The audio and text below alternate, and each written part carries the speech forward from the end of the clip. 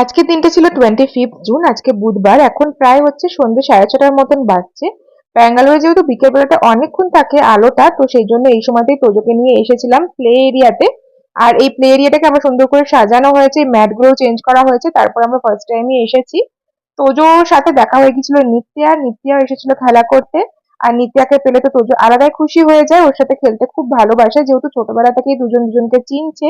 আর একই স্কুলেই ওরা যায়, তো সেই জন্য আরো ওদের মধ্যে বন্ডিংটা আছে।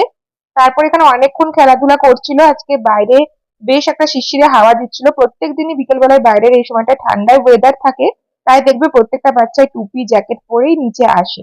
তারপরে নিত্যাকে নিয়েই তোজো এসেছে বাড়িতে, তাই অজয়ের জন্য আর উজ্জ্বলের জন্য কফি বানিয়ে দিলাম। ব্যাঙ্গালোরের এই ঠান্ডা ঠান্ডা ওয়েদারে সন্ধ্যাবেলায় কফি খেতে কিন্তু বেশ ভালো লাগে, চায়ের থেকেও বেশি কফিটাই লাগে।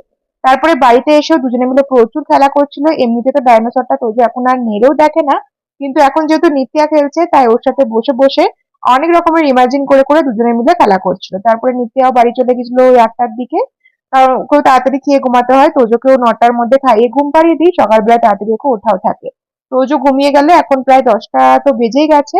আর এখন আমিও বসে পড়েছিলাম ডিনার করতে। সকালবেলা আজকে বানিয়েছিলাম চিকেন কষা, তার সাথে ছিল পটল পোস্ত। তবে রাত্রেবেলায় চিকেন কষা আর ভাতই খেলাম, পটল পোস্ত খাওয়ার আর দরকারই পড়েনি। এই করে